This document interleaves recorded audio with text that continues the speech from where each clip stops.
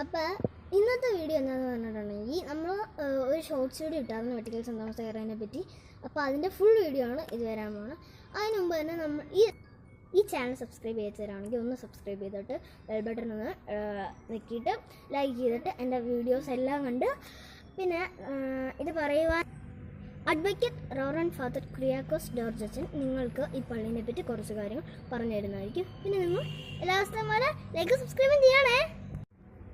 ക്രിസ്തുവർഷം 1125 വെട്ടിക്കലിൽ വെട്ടുകല്ലുകൊണ്ട് ഒരു കുരിശ് സ്ഥാപിക്കുന്നിടത്താണ് വെട്ടിക്കൽ ദേറായുടെ ആരംഭം. 1200 അതൊരു കുരിശു പള്ളിയായി രൂപാന്തരപ്പെട്ടു. ഇന്ന് കാണുന്ന വെട്ടിക്കൽ ദേറ